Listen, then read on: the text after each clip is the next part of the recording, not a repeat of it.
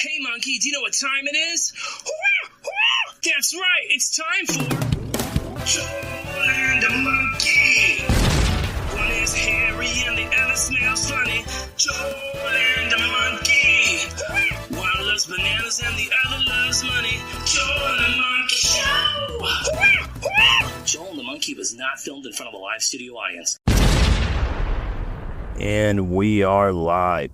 Hey guys, this is Joel, and my hairy co-host is the Monkey. Hey Monkey, did you have a good weekend? Did you do anything fun? Did you go on that blind date? Oh, you did? So did you get a little action afterwards? Oh, okay, all right. You don't want to kiss and tell, that's fine, I get it. So let's go ahead and dive right into our first little fun story of the day. You always hear people talking about music in my day was better. This stuff nowadays is garbage. Wah, wah, wah. You always hear people say that kind of stuff. Everybody thinks that their generation has the best music. So I want to do a little bit of music history and kind of a fun story. So there was an Italian singer in the 70s, and he wrote a gibberish song, essentially just nonsense. What he wanted to do was see if you can make a song Americanized enough or popish enough, people will just like it, regardless of what the subject matter is or what was even being talked about.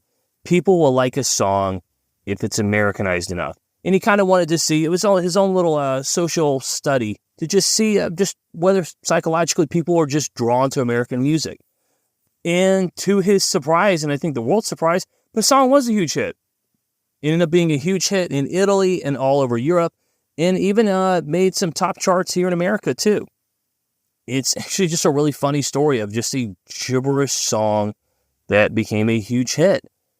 And the song, so you can all look it up, is called, wait for it, Prisacola Sina Nana Kula Sol. Yeah, just a bunch of nonsense. Yeah, have fun spelling that one up when you go to look it up on YouTube. Yeah, have fun, or Spotify or whatever music thing you go to. So I'll give you guys this one time. His name is Indrano Calentano, if I even said that right. Look, I told you guys many times before, I don't like dropping names unless they're famous people, because they're not people to me. But I'll give you this person's name this one time, purely because there's no way you're ever going to be able to look up this song. Even cooler thing, this song is actually the first song to ever use a loop track. He used a loop track for the whole song and just basically made up a bunch of gibberish sounds. And he was a big Elvis fan, and he even kind of dressed up like Elvis. He was kind of Italy's little version of Elvis. And so I encourage everybody, definitely go listen to the song. It's a fun little song. Monkey definitely enjoyed it. And it's actually kind of catchy. It's kind of fun. And the cool thing was he actually, very recently, did a live performance in front of a bunch of his adoring fans. Because the guy still has a big audience. Just a cool story about a cool guy who just kind of rolled the dice and wanted to have some fun and actually made a huge hit. And just in case I wasn't clear enough, the song really is gibberish. There is no English, Italian, or any actual words in it. It's all just purely made up words or nonsense. And I think you'll enjoy it. You'll most certainly never hear another song like this again. It's a lot of fun. Go check it out. Hear ye, Joel has opinions. So now it's time for everybody's favorite little segment. Hear he, gather round. Come listen to me whine and complain. It's time for me to step on my soapbox. Recently, and I mean very recently, Barcelona, Spain has taken a very interesting, perspective, or should I say handling, of tourists. Their opinion is, get the hell out of our country. We don't want you here. And they've been very vocal about it. They've been harassing tourists who've honestly just been minding their own business. There's lots of footage of tourists just sitting down, having a nice relaxing meal, not bothering anybody, and just a bunch of people just start surrounding them and dumping buckets of water on them, spraying it with squirt guns, telling them, get the hell out of our country. Just really disrespectful stuff. They're tourists. They're people who are coming into your country, spending money, They're there to enjoy the culture. They're there to just see everything that your country has to offer and experience everything your country has to offer. They're tourists. Now, don't get me wrong. There are tourists that are a-holes. Japan has had a real big issue with tourists being very disrespectful to ceremonial, monuments and cultural things. There's a big issue in Japan with people continually harassing geishas. These geishas are trying to perform and keep alive traditions that have long since passed. And all they ask is, hey, don't take photos of us. Please don't touch us. We're not Disney attractions. And people are continually disrespectful about it to the point where Japan is now fining people thousands of dollars if you're caught taking pictures or touching geishas. So I understand. I do understand that people suck. People can be a-holes. And, people visiting countries can just be really disrespectful to the cultures and practices or just plain ignorant. Sometimes it's not people being disrespectful on purpose. Sometimes they're just dumb and they're ignorant. They don't do any research. They don't try to get to know the culture. They just show up and go, well, in my country, we do things this way, so we're going to do that here. But the problem with what's going on in Spain is the people in Spain are purposely harassing tourists. They're going out of their way to make a tourist life just a living hell. How dare you come to our country and spend money and try to enjoy our culture? And a lot of tourists are kind of like, hey, what the hey, man? We're not being disrespectful. And all the videos and things that are being shown just show people just shopping, just going about their day. And then all of a sudden a crowd of a couple dozen people start surrounding them, shouting and yelling, get out of our country, go to hell, get out of here, blah, blah, go back to your own country. And it just looked really crappy on Spain. And honestly, I hope people stop going to Spain. Some of these countries, their income is literally tourism. Going back to Japan, going back to, even talking about France, Italy, even Britain, a big portion of those countries' income comes from tourism. And when COVID was going on, we really saw how tourism actually affected certain countries because you saw the economy take a huge hit, just from anywhere between local businesses, restaurants, florists, whatever, to just the government being able to function. You saw these countries taking huge hits because they took for granted just how valuable tourism was to their economy and then being able to just function. And I hope, people stop going to Spain. Teach them a lesson. You don't want us here? Fine. We won't come here anymore. Because the minute money starts getting tight, just like anything, people immediately change their perspective. But some of the arguments that the Spanish people are making, I do sympathize with. The locals are complaining that because of the constant tourism, that the price of goods are purposely being jacked up. If you're just wanting to get just a hamburger or a simple meal, they're purposely charging 3 times the amount because they know tourists will pay it. And I can see where that's frustrating. I can see where that's irritating. But getting mad at the tourist isn't the problem. The problem is the businesses doing these practices. Instead of calling them out and going, hey, that's BS. A burger shouldn't be $50. It should be like $10. That's what it is everywhere else. You're just gouging. You're price gouging and calling them out and getting the government involved. That's what they really need to do. Yelling and screaming at innocent people who have no control over the price of your goods or the price of land or so on and so forth is not going to fix anything. You're also talking about a major city where people go all the time. That would be like me complaining if I lived in Washington, D.C., that everything's so expensive. These tourists are constantly coming here to see the monuments and stuff, and it's making everything so expensive. I would go, yeah, D.C. is a popular place to travel to, just like Houston or just, Nashville, whatever, insert a certain city. There are certain cities that are just popular for tourists. And because of that, things are going to be a little more expensive because they're well sought after areas. So I understand Spain isn't a huge country. I know some people can't control where they live. But if you notice that, that tourists come to that city, I should say. I was going to say come to your country. If you know tourists come to that particular city all the time and you don't like being around tourists, maybe move out. Go somewhere a lot quieter where you don't have a lot of tourism.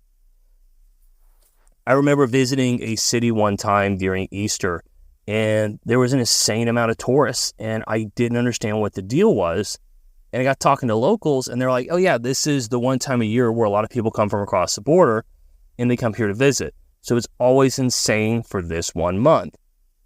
I didn't know that. I just, hey, I had a weekend off, wanted to go do something fun. But it was a learning experience for me. If that really bothered me, hey, don't go back there around Easter. It's going to be crazy. It didn't bother me, so I had a good time. But I could definitely see where some people might get irritated and turned off by that. But that just comes back to do your research. You know your country better than any tourist coming there does. If there's certain things that bother you, if tourists get on your nerves, move out of the area. But harassing tourists, telling them to go back to their own country, throwing water at them, just being an a-hole isn't going to fix anything. And if the role was reversed, you wouldn't like that either. You wouldn't like that if you visited a country and they told you to go back where you came from, get the hell out of our country, and just start harassing you. So just be a little nicer. Just, that's all I really got to say about it. Don't be a dick. Treat people the way you want to be treated, and just have conversations. And have conversations with the people you need to have conversations with, not innocent bystanders. And that's all I got to say about that. Any inputs, Monkey? Any you want to say there? What's that? Now, I don't know if Spain has bananas. They might. Are they good? I don't know. We're not going to Spain right now. Didn't you just listen to what we're talking about? Okay, well, I'll get you bananas from the supermarket later. All right, moving on to something else. Hello, folks. You know what time it is. Grab your hunting hats and your rifles. It's time to go hunting for stupidity in the wild. Hey guys, it's a fun new little segment we're doing called Stupidity in the Wild, where we're going to be just telling stories of just people saying and doing dumb stuff and having a good laugh at them. And like all stories here on the channel, I don't ever try to pick just anything current. I try to pick stories from all over and from different time periods. So back in 2020, there was a governor from a state that we shall leave nameless, Kentucky. And that governor, trying to tote about how smart he is and how great he is at his job, he went on television and was ranting about how they're doing everything they can to catch people committing voter fraud, unemployment fraud, and so on and so forth. And to tote and celebrate how good they are at their job, he bragged about an applicant named Tupac Shakur. The governor went on to talk about how obviously fake this application was and how Tupac had been dead for a long time and this person should feel ashamed of themselves and blah, blah, blah, blah, blah. Surprise twist, there was actually somebody in that state with that name, and the governor found out the next day and looked really dumb. And he had a conversation with the guy, apologized for the situation. He was really humble about it. And him and the guy actually, they made up and they became good friends. So now that governor can say he's friends with Tupac. So there was kind of a happy ending there. Folks, celebrities aren't the only ones that have claim to a name. There are lots of people out there named Smith, and John is a common first name. So if you met somebody named John Smith, you wouldn't go, you can't be John Smith. The real John Smith was alive here in Pocahontas. People would think you're silly. And just because you have a last name close to a famous person doesn't always mean you're related.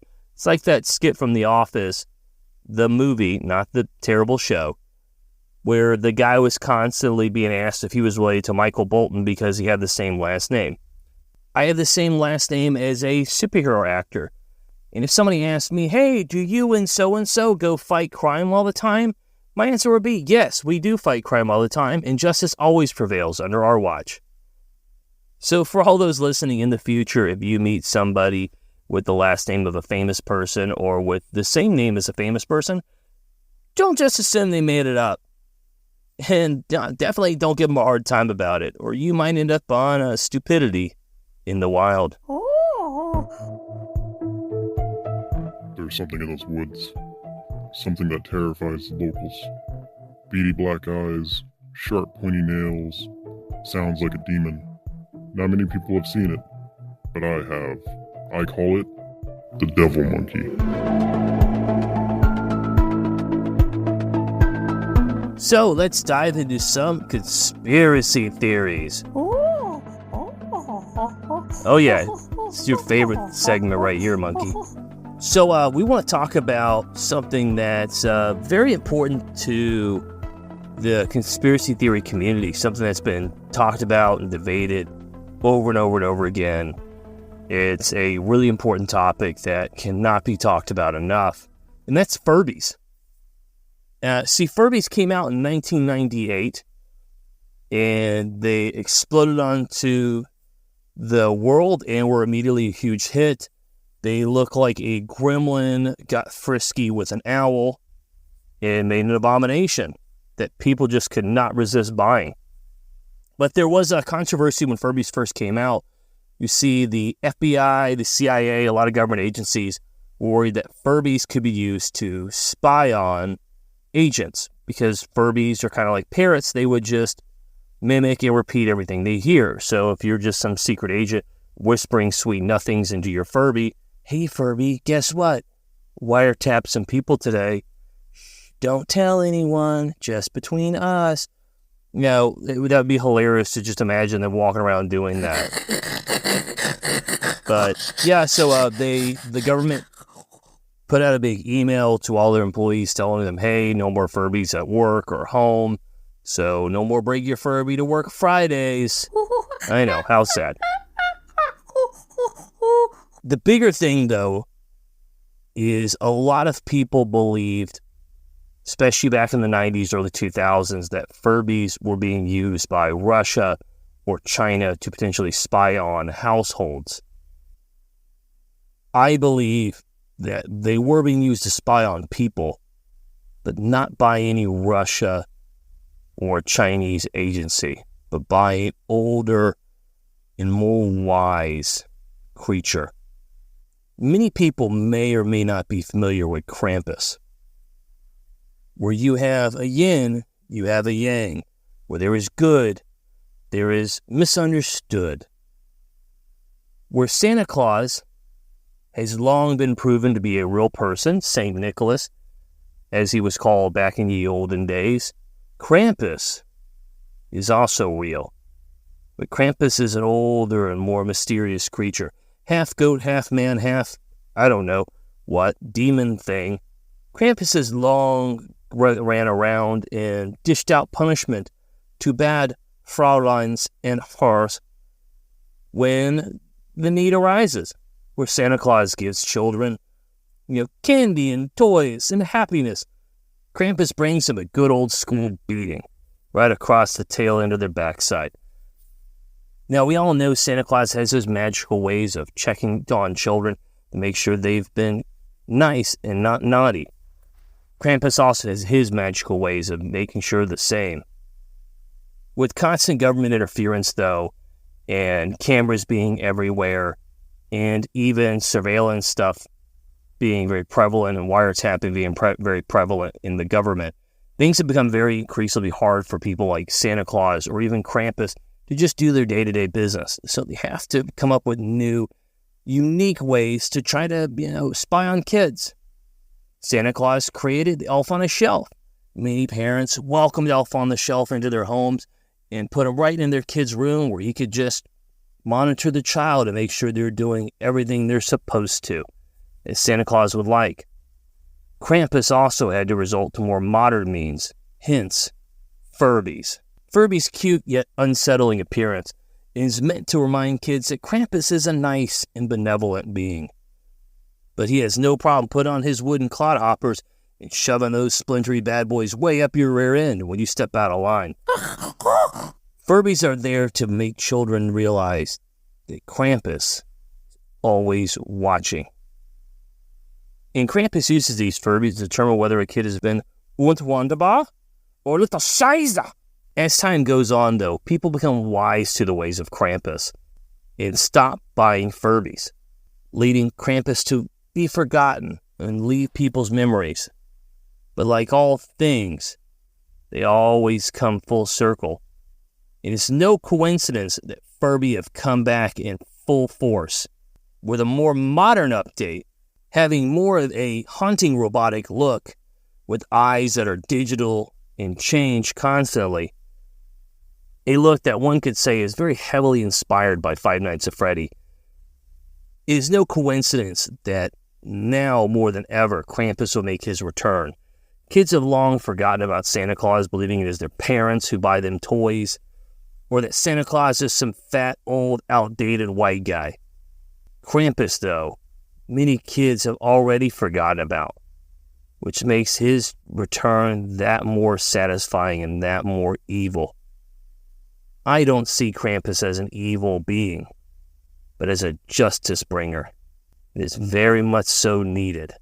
There are those who don't believe in Krampus, that don't believe Furby's connection to Krampus, or may think Furby's actually more of a being controlled by Satan. I beg to differ.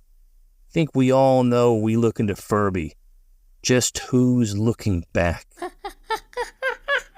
Do I still have my Furby? Oh yeah, I love my Furby. He's 2000 edition. Yeah, I love the little guy. I bring him out all the time. Why, does that make you nervous, monkey? Maybe if you would say nice things to people and compliment them on their little musical numbers, Krampus won't come for you this year. I know I've been a good boy. And Krampus, if he does visit, will leave me lots of bratwurst, wiener schnitzels, and prune candies. But you know what happens to the bad boys, don't you? The bad boys and girls? But anyways, if you've been a good boy or girl, you have nothing to worry about. Santa Claus will treat you nice, as will Krampus. But if you've been bad, just know Furbies are always watching. And Krampus, he sees everything.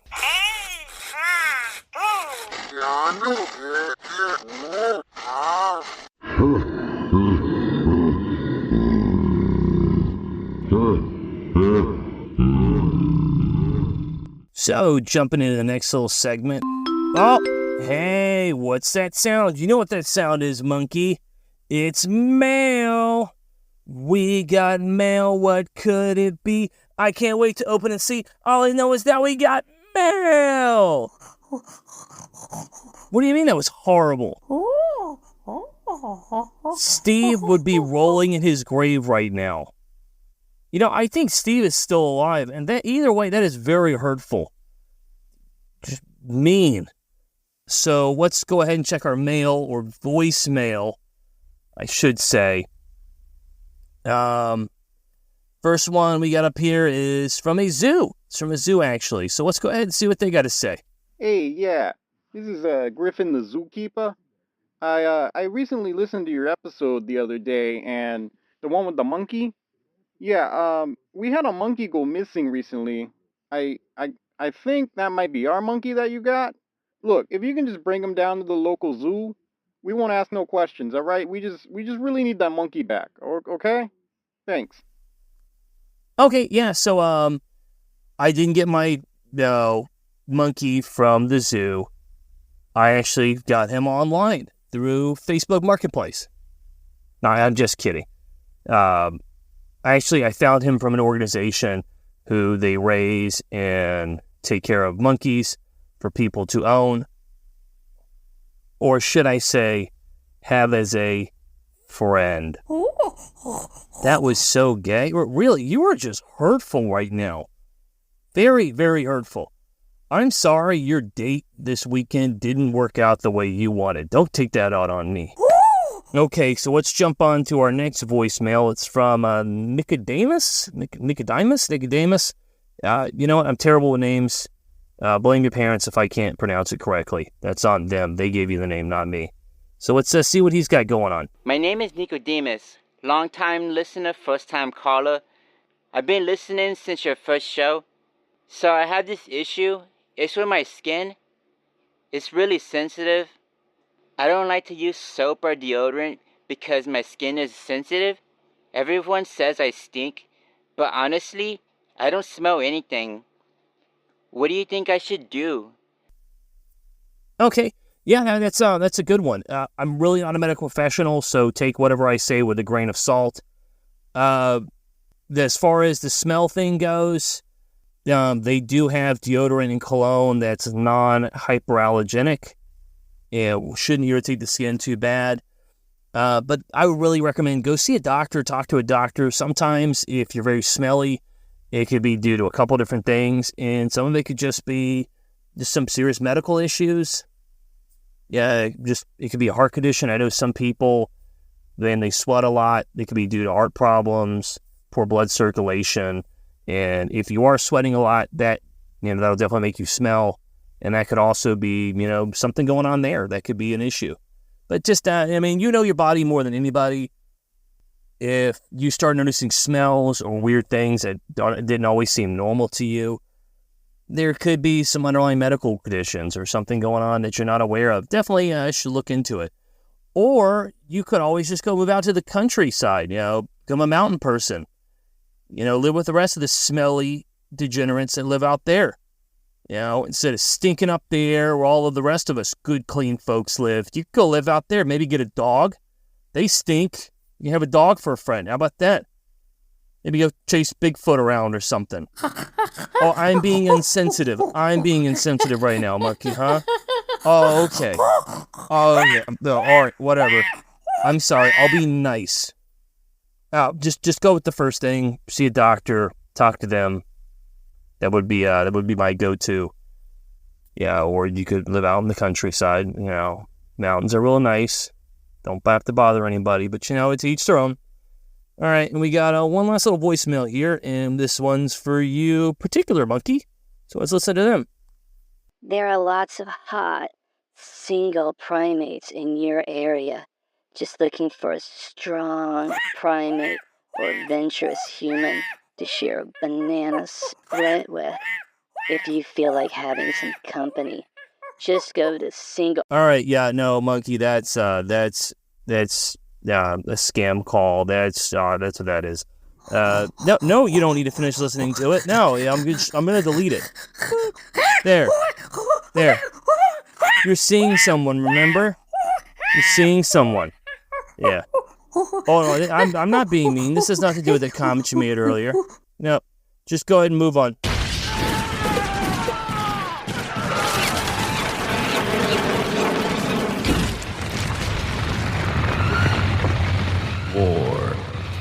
War never changes. So now it's time for our last little segment, and bouncing off for our last little topic of Tupac, I would like to tell you guys an interesting story that I have in common with a lot of rappers, because I too have been involved in a shooting. I was working at a gas station as a night shift manager. And when I had come into work, we were in the middle of a shift change, and while people are doing their own thing and prepping to get out of there, I had went into the back room to just kind of do a quick inventory and see what we need to work on for the night, or see if there's anything that we can do. And while I'm back there doing inventory, what I wasn't aware of was a gentleman had pulled up to get gas, and while he was getting gas, another gentleman pulled up and opened fire at him. The gentleman ended up surviving, but a few minutes later, police arrived. The shooter had driven off. And so I, having no idea that there's a shooting going on in front of the store, was completely unaware and just in my own little world, just jamming out. When I come out of the back room, everybody's kind of shaken up. They're all talking, and I immediately join in the conversation. They're all talking about how the shooting was crazy, how the bullet could have gone through the window. That was terrifying. And once again, I'm completely unaware of the situation. I start going, oh, hey, what happened?